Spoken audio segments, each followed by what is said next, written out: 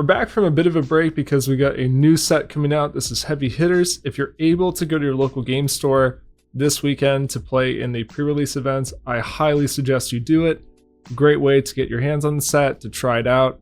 From what I watched from the celebrational tournament over the weekend, the set looks absolutely phenomenal. It looks so fun. The mechanics are cool. The theme is right, where it should be. Like, it is just absolutely fantastic in terms of design. But in terms of constructed, we got a lot of new heroes to cover. I don't know how many I'll be covering, but I at least want to cover Betsy, because I think she was actually really fun to brew with, and I think that she actually is pretty powerful. I don't know exactly where I would rank it in terms of competitive viability. I would maybe say like a tier 2, right? So I think that you could probably win a Pro Quest with this, RTN, you could qualify for Nationals, probably no problem, depending on what region you're in, right? I wouldn't be surprised to see this, day 2 callings. I wouldn't be surprised to see in top 64, maybe top 32. But like, do I think it's gonna top 8? At the Pro Tour in LA? Probably not. Maybe, but I would be a little bit surprised. But I think the deck is actually very powerful. I think for people who are inexperienced against the deck, you actually get a lot of margins because of the way that this deck operates. So pretty cool. Would be like a sleeper pick, right? So I think it's a nice rogue underdog kind of thing. So let's actually cover Betsy. Her ability is that when you wager something, you can pay 2 for the attack it's wagered on, and the attack gets +1 in overpower. Overpower is you can only block with 1 action card. So if you have a reaction in hand, whether that's a 3-block, 2-block reaction, like if you're playing Warrior or, like Pummel, something like that, or if it's a defense reaction, you can block with those as well.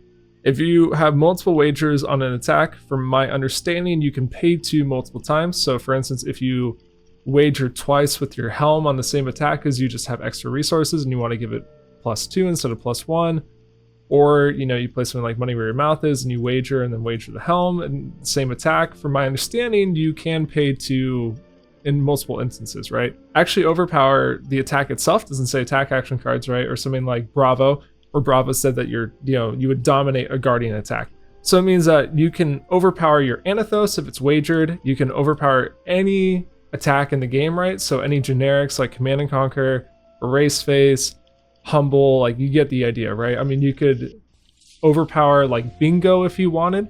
Not that you ever would, but that's the point, right? This just is blanket. If the attack is wagered, you pay 2, it gets overpower.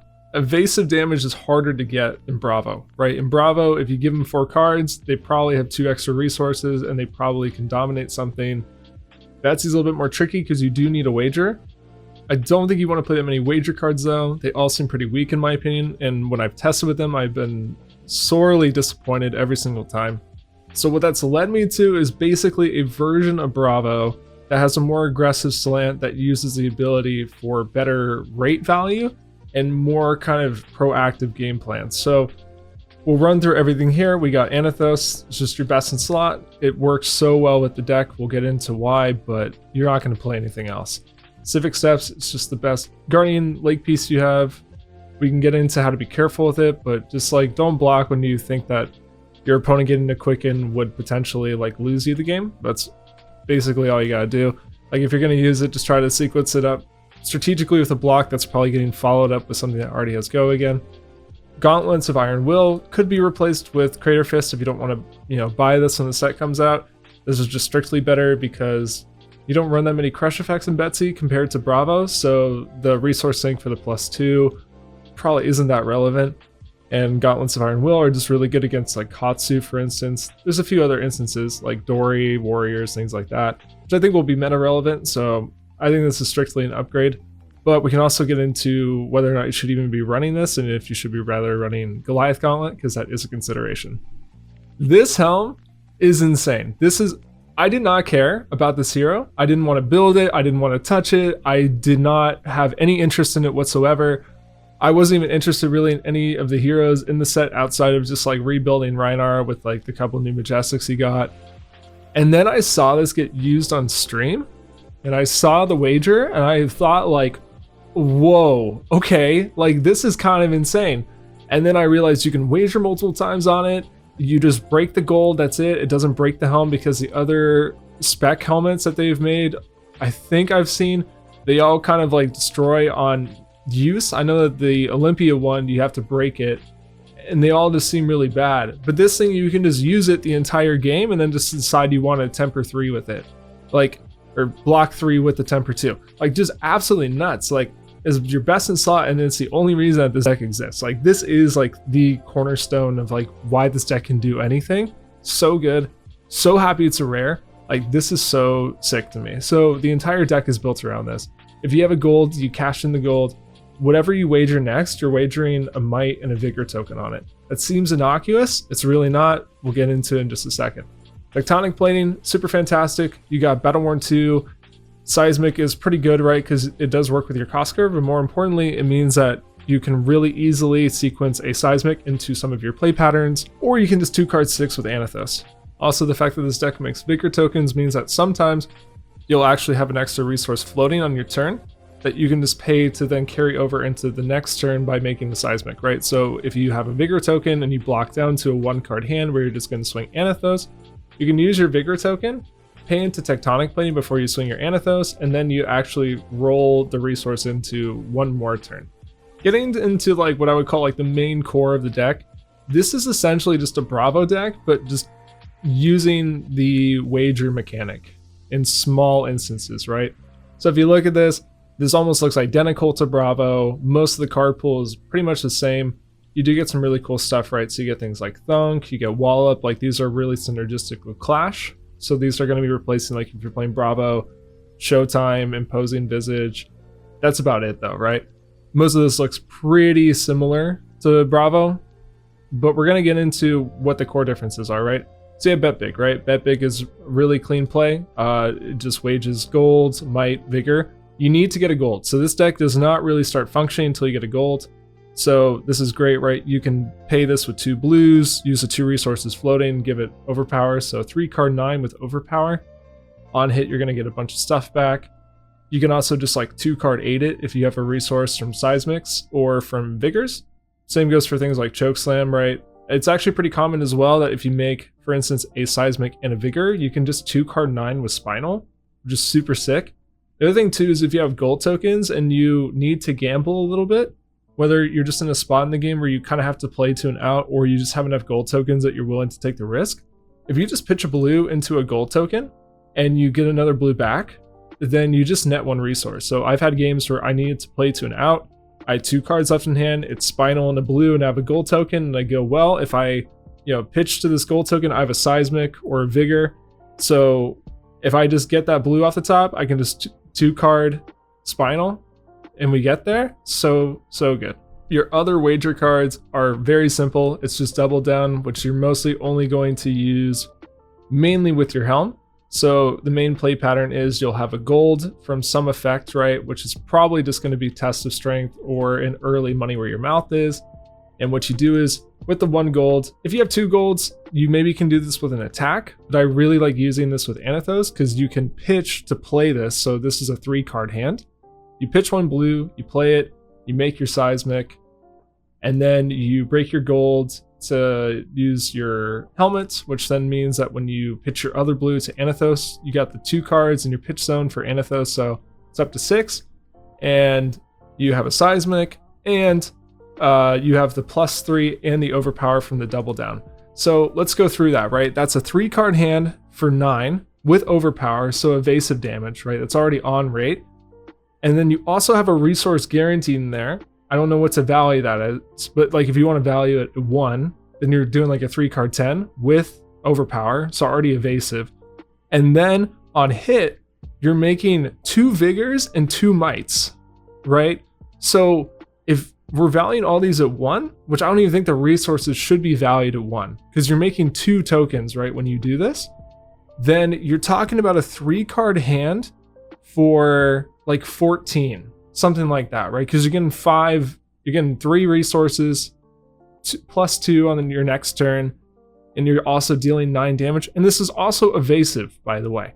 So then in your next turn, you just have 3 resources, so then you can just block with 2 cards, 2-card Spinal, or just go absolutely insane with like a big Haymaker. So like that's nuts, right? So that's really what this deck is capable of. Another thing too is with 2 blues, you can't Seismic, but you can overpower this. So it's a decision if you would rather make the Seismic token or if you would rather have the overpower and the +1. But what your opening play pattern should be is like blocking, being super defensive, and then looking for money where your mouth is and 2 blues, because then you go money where your mouth is, pitch your blue, you float 2, you pitch your other blue to Anathos. This is for 9, so 3 card 9.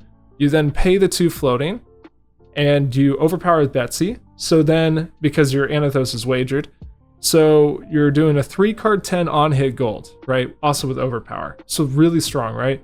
And then from there, that's when you start going with the helm. You then look for these wager plays. So you almost never want to really pay for double down with a gold token, unless if you're just winning a bunch of clashes, your opponent for some reason is also a wager deck, and you're winning their clashes, things like that. But this deck is like very grindy. I would say most of the games I played have at least gone to turn 15. This is not a fast deck, it's not an aggro deck, but you would be really shocked at the amount of output it can make when you actually decide to turn the corner and go more aggressive, right? So your play patterns, like you're blocking out the early game, you're just chipping in some damage with Anathos, you're just doing your 2 card 6, making a tech plating token, right? You're making your seismic.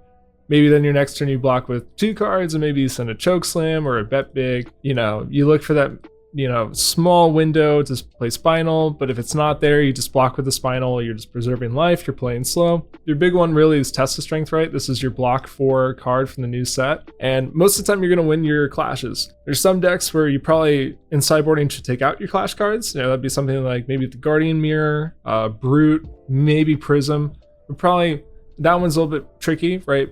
But you probably do bring them out against Prism. If they are on Heralds, or some degree of them, right, they can beat you because the Herald stats are pretty nuts. Most of the time though, in every other deck, you're winning your clashes, right?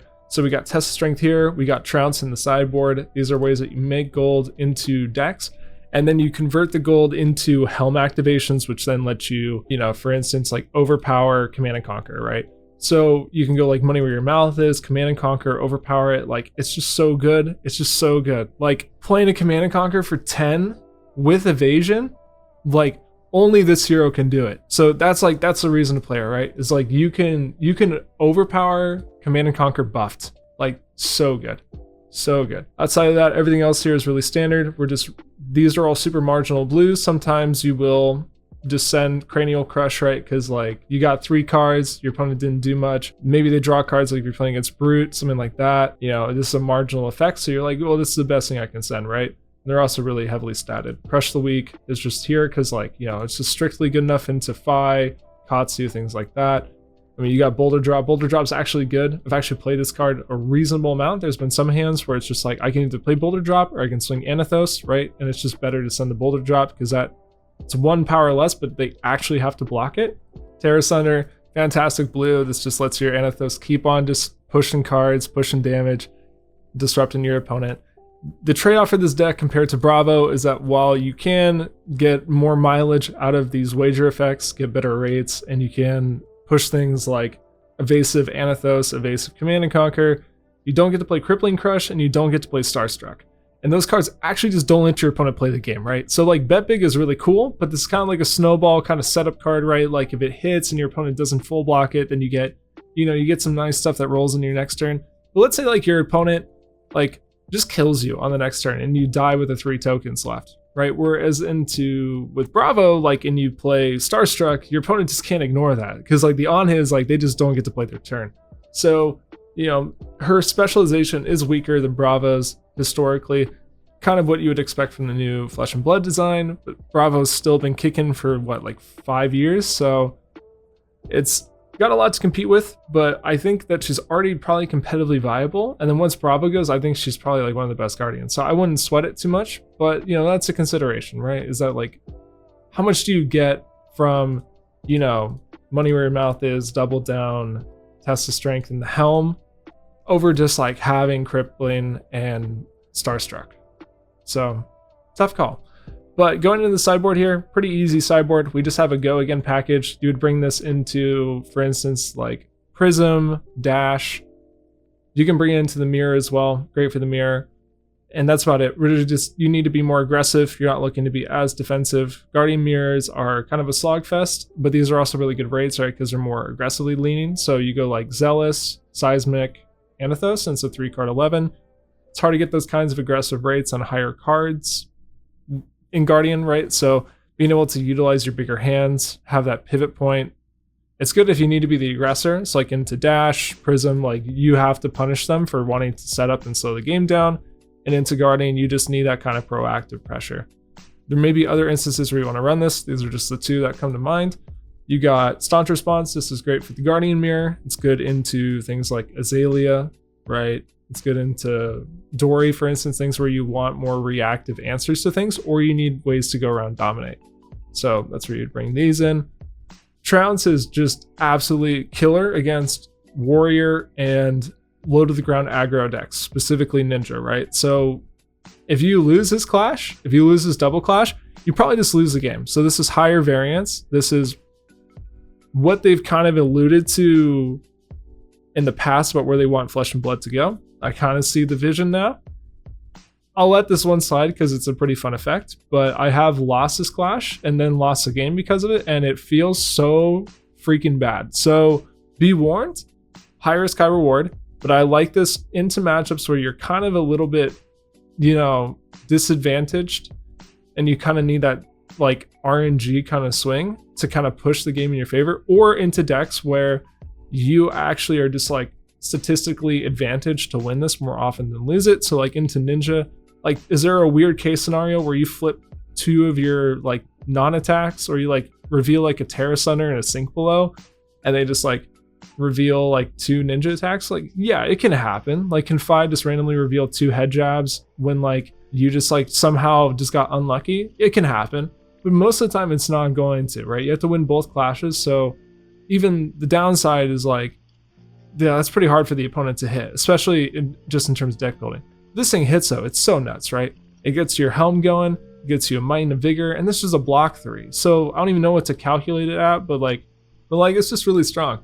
However, this is one of the cards that, I think could be on the chopping block. This is one of the cards where it's like, yeah, I think I like running it, but like maybe there's an argument that you don't run it.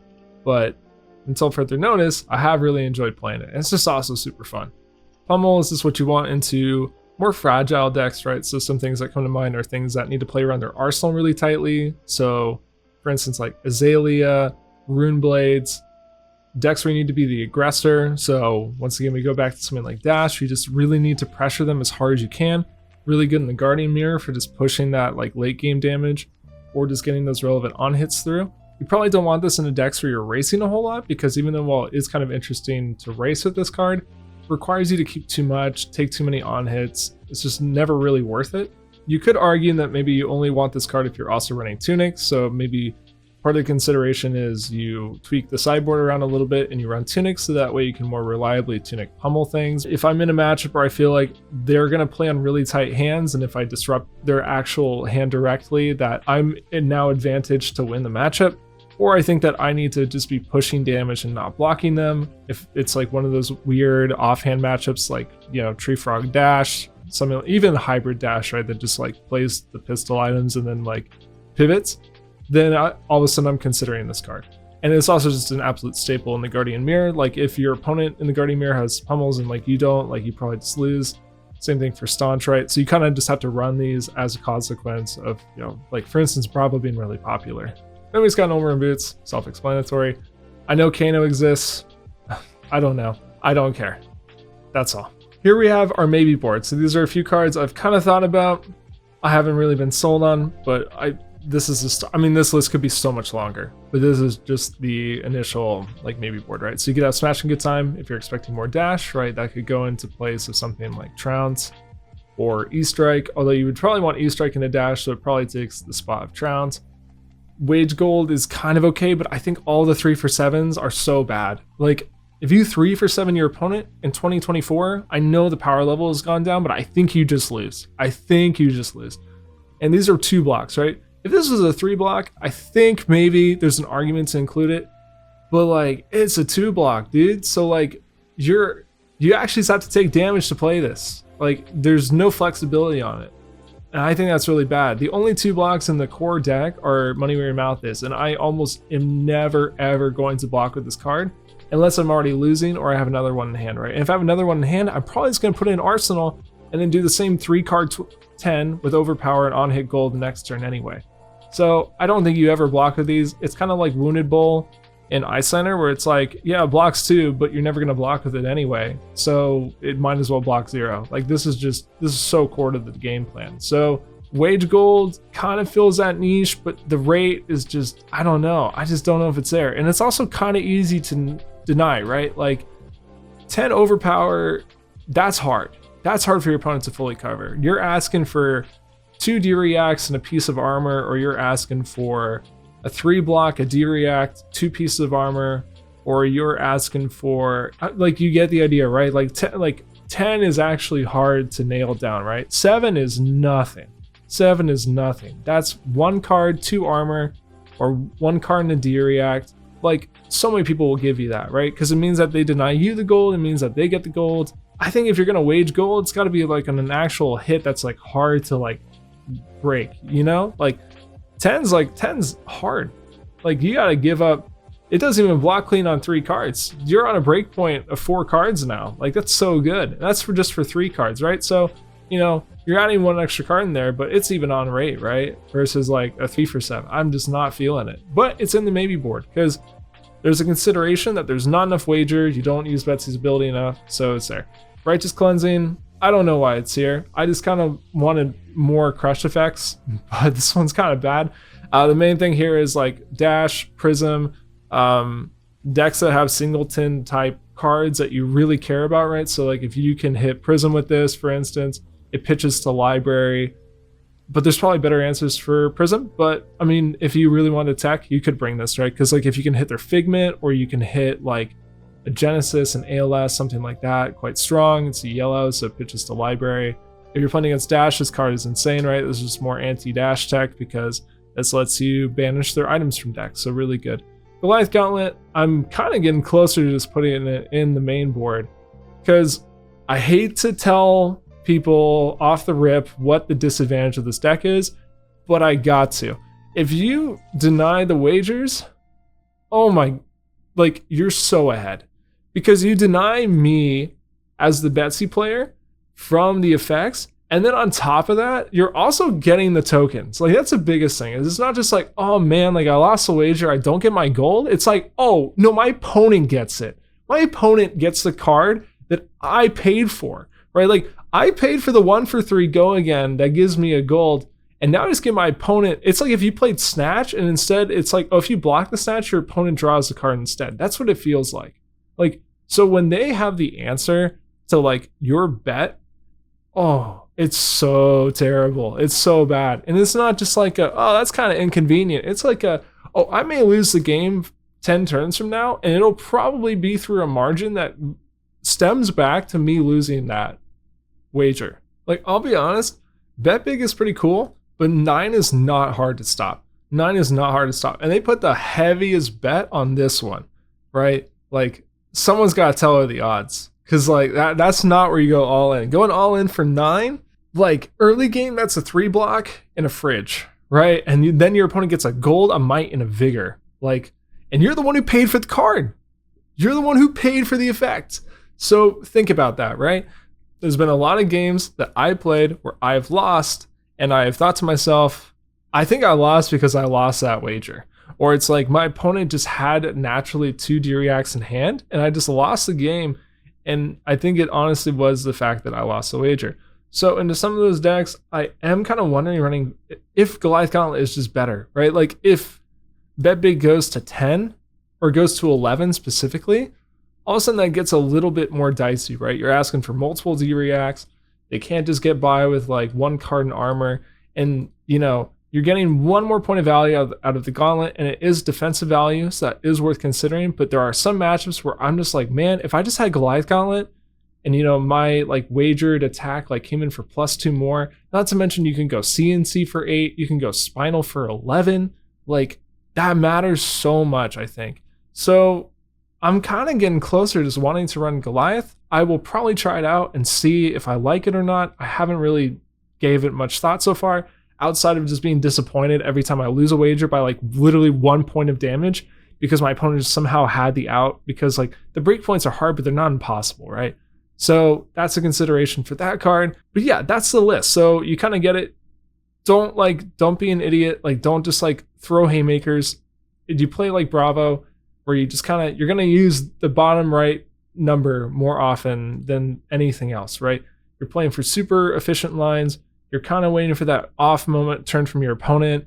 You're looking for some well-timed disruption. You're just playing good numbers. Like, just think about, like, if I block with these 3 cards and swing this, like, what is that worth, right? Or if I block with these 2 and seismic and then, you know, have an on-rate offensive value, but I carry over the resource, like, is that where I should be in the game? Just think about stuff like that.